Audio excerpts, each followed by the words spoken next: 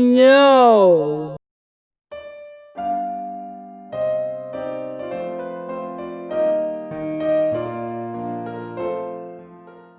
A while ago, a few individuals that consider themselves to be RevComs, that's of the Revolutionary Communist Party USA, started educating my comrades and I on their beliefs. After hearing about a new synthesis, I was intrigued and decided to look at everything. All the books and sides, for Bob and against Bob, for RevCom and against RevCom. I quickly realized that there was a lot more to go through than I thought. So I asked around, and gathered a few good friends to assist in the exploration of the party, chairman, and their theories. Through what they coin as the basics, that's with a capital B and A for Bob Avakian, as well as many of their websites, articles, videos, and books from the Avakian Institute, there seems to be a repetition of a few main points and concepts. First of these concepts, they say that a solid core with a lot of elasticity is required, but what exactly does that mean? As we've analyzed, it means that what is needed is knowledgeable and experienced leadership. It is stated, and I quote, "There is leadership that has the confidence that has been built upon analysis and synthesis of real experience, and the experience of this country, and the experience of the communist movement and revolutionary movements, on the whole, human history of experience, which has been studied and analyzed for decades. He's got a lot under his belt that way, and he has no hesitation at sharing with the people what he has learned in a very coherent way. That is leadership, and that is the solid core of his leadership." End of quote. To translate, Bob Avakian is the solid core, while elasticity means to question change and to be scientific. On the subject of leadership, however, since the RCP claims to be communist, how have other communist concepts of leadership existed before? Historically in America, many protests, riots, movements, and revolutions have been swiftly dealt with by the American government. Additionally, centrally structured parties with centrally structured committees have had the least success in America as well. And so as it seems that Bob's concept of leadership is actually contradictory and downgrading to communist theory, since the concept of following purely one individual as absolutized power will definitely be more vulnerable to American intervention than the less central attempts that have also failed. Now let us address the 6 points of the Revolutionary Communist Party, specifically known as the points of attention for the revolution. I should have linked the point of attention for the revolution in the description so that you could check them all out if you'd like. To save time, I will only address the points that raise concerns and must be addressed. With that, I will start at their 4th point, and I quote, "We stand with the most oppressed and never lose sight of the potential to emancipate humanity, nor of our responsibility to lead them to do that. We work to win people of all backgrounds to take part in the revolution, and do not tolerate revenge among the people." End of quote.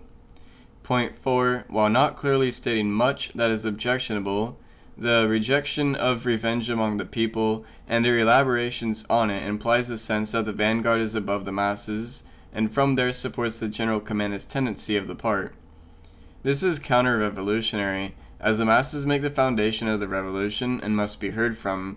Because of this point in the Revolutionary Communist Party, such a point of attention is a warning that the needs of the masses may not be met, which contradicts the basis of our communist advocation. And jumping to the 6th and last point is, and I quote, "We are going for an actual overthrow of this system, and a whole better way beyond the destructive, vicious conflicts of today between the people.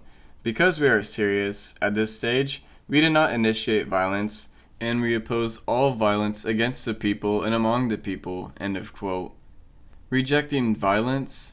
A quick look at Marx, Engels, and history alone will tell you and show you that violence is absolutely crucial to the revolution. Violence is not wanted but needed. The last quote of the manifesto of the Communist Party says, and I quote, "The communists disdain to conceal their views and aims. They openly declare that their ends can be obtained only by the forcible overthrow of all existing social conditions. Let the ruling class tremble at a communist revolution." End of quote. In the light of the Hungarian Revolution, Marx also said, There is only one way in which the murderous death, agonies of the old society, and the bloody birth throes of the new society can be shortened, simplified, and concentrated, and that way is revolutionary terror." End of quote. Engels also touches on violence, speaking of how the concept of revolution is necessary. He says, and I quote, "That force, however, plays yet another role in history, a revolutionary role. That, in the words of Marx, it is the midwife of every old society which is pregnant with a new one. That is the instrument with which social movement forces its way through and shatters the dead, fossilized political form." End of quote. Lenin says that you cannot achieve revolution in white gloves, and a strategy in Maoism is based around the concept of a people's protracted war. My point is that all sects of Marxism can see and agree on the importance of violence in the revolution. Additionally, in Foundations, Stalin has something to say regarding the readiness of a revolution. Now, the matter must be approached from the economic state of all or the majority countries. From the point of view of the state-ruled economy, have become links in a single chain called world economy. For the old cultured capitalism has evolved into imperialism, and imperialism is a world system of financial enslavement, and it was the accepted thing to speak of the existence or absence of objective conditions for the proletarian revolution in individual countries or in one or more developed country. Now we must speak of the objective conditions for the revolution in the entire system of world imperialist economy as an integral whole, because the system as a whole is already ripe for revolution. Now we must speak of the world proletarian revolution." End of quote. This implicit rejection of violence and their excuse of readiness as a point of attention for the party is absolutely counter-revolutionary and goes against the entirety of Marxism that the party of Bob claimed to be for. In addition to these 6 points are 6 resolutions, which are officially known as the 6 resolutions of the Central Committee of the Revolutionary Communist Party USA. A part of Revolution 1 is this, and I quote, "What is most fundamental and essential in the new synthesis is the further development and synthesis of communism as a scientific method and approach, and the more consistent application of the scientific method and approach to reality in general," end of quote. Which seems to be the core of its claim, that it is a reaffirmation and development of its scientific method and approach. This resolution is actually quite empty, pretty much repeating that the new synthesis is a breakthrough, that Avakian is good, and that the new synthesis is more scientific without any backup behind these claims. On the second resolution, it sounds similar to person worship. Someone is the leader because, and I quote, "to develop a scientific theory on a world-class level, while at the same time having a deep understanding of and visceral connection with the most oppressed, and a highly developed ability to break down complex theory," end of quote. First, developments come from revolutionary experience. Second, how do you quantify connection? What exactly gives him a special connection to the oppressed? What makes his understanding deeper? And thirdly, breaking down is important, sure, but the latter two are just good traits to have, and the first one isn't true. They haven't explained why the last two make him the brilliant leader. Then there is this section, and I quote, "It is a matter of leadership as expressed in the ability to continually make essentially correct theoretical abstractions, to formulate, to wield, and to lead others to take up and act on, and to themselves take initiative in wielding the outlook and method, and the strategy, program, and policies necessary to radically transform the world through revolution towards the final aim of communism, and through this process to continually enable others one is leading to themselves increasingly develop their ability to do all this. This is the essence of communist leadership," end of quote. So leadership is being correct in leading people? How is this all not circular reasoning? The third resolution can overall be summarized as shilling for Bob, selling his books, and trying to get the readers to devote themselves to him, except for the part, and I quote, "The most important thing we need to be doing everywhere we go and in everything we do is promoting and popularizing the leadership of Bob Avakian," end of quote. The fourth resolution is basically Leninist party building. For example, a need for national organization and newspaper from what is to be done, but made for the RCP.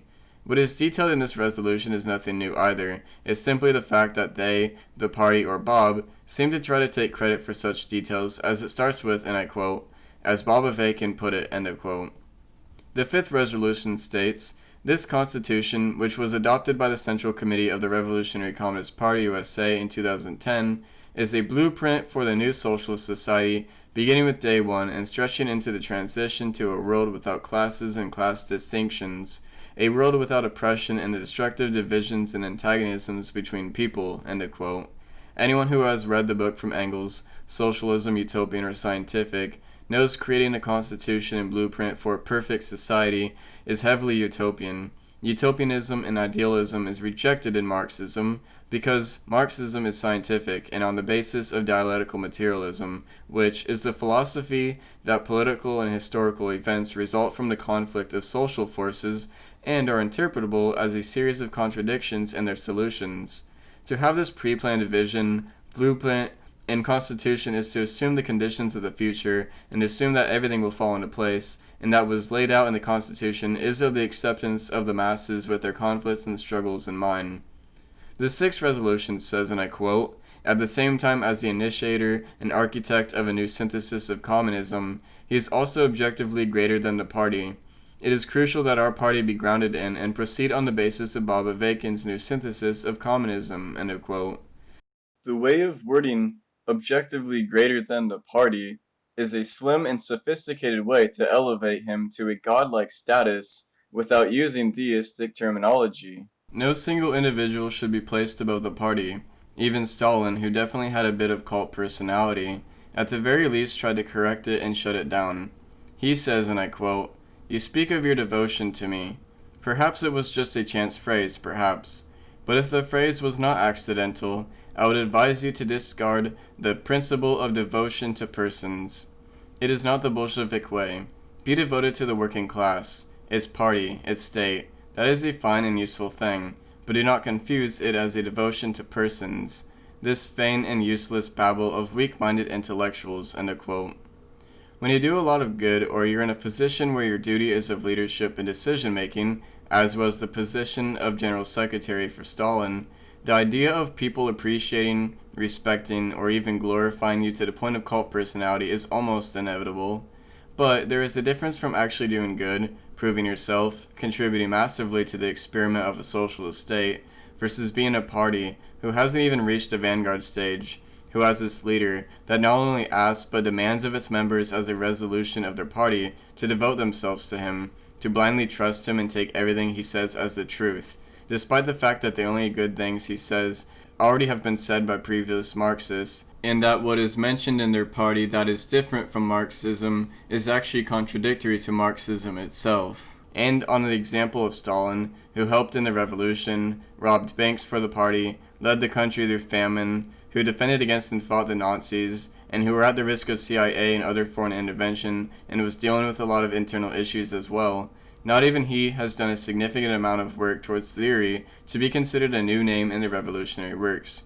We do not call ourselves Marxist, Leninist, Stalinists. Therefore, with what Avakian has done so far, there is no way that he should be considered a significant extension on Marxism.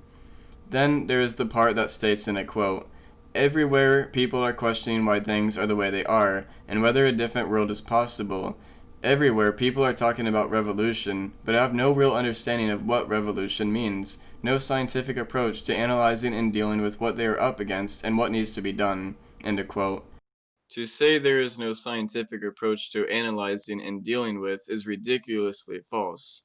Marxism is a framework that already exists and is available to anyone to read up and understand.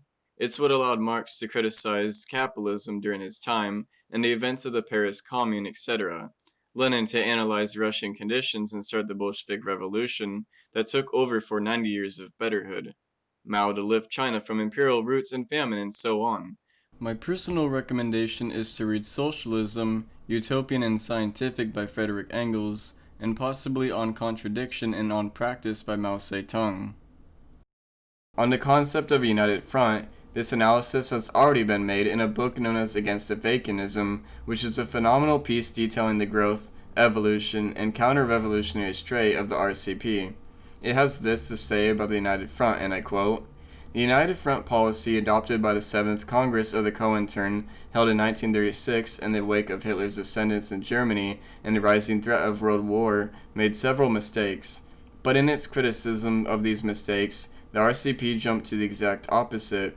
It denied the significance and importance of differentiating between fascism and bourgeois democracy. It denied the necessity of striving to form a tactical united front against fascism. Thus, the general tendency to absolutize things and end up on the other side of the coin was seen in this matter too.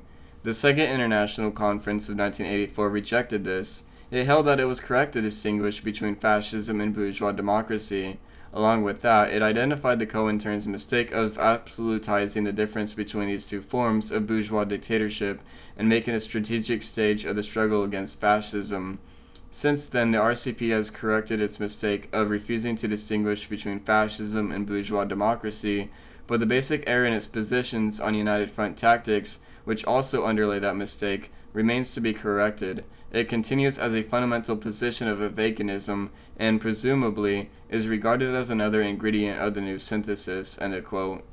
There is also a book known as Ajith, A Portrait of the Residue of the Past, which is basically a response and criticism of the previously mentioned book Against Avakianism. I should have linked both Against Avakianism and Ajith, A Portrait of the Residue of the Past in the description so that you can read both the critiques, responses, and counterclaims of both sides.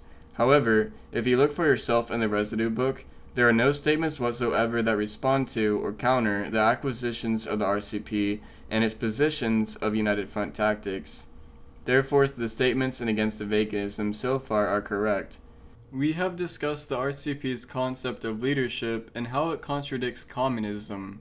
We've also discussed the points of attention for the revolution, the 6 resolutions of the Central Committee of the Revolutionary Communist Party USA, and we've discussed the RCP's incorrect positions of the United Front tactics. It can be then concluded that the RCP and Avakianism attempts to make breakthroughs in Marxism, despite being based on the same theories, and postulates that the extensions of Marxist theory like Maoism it opposes abandon the very essence of Marxism itself, that is, the application of revolutionary theory in favor of dissolving class relations. It abandons this key lesson by placing the vanguard above as transcendent, not just in the Avakian mentality, but also the theories themselves that oppose populist epistemology in favor of the scientific method that Avakianism supposedly uses to arrive at revolutionary truths, in contradiction with earlier developments of Marxism in relation to respective material conditions.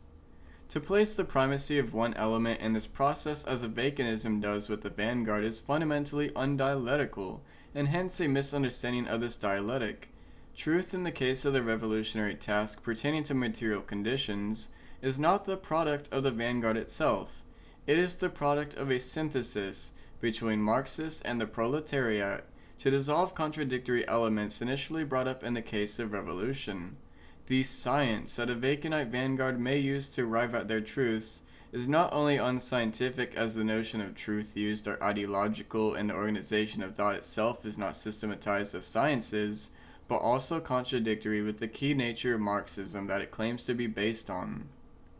With that, this has been Socialism, Avakian, and Scientific, and I thank my 4 amazing friends for helping me in the research and script of the video.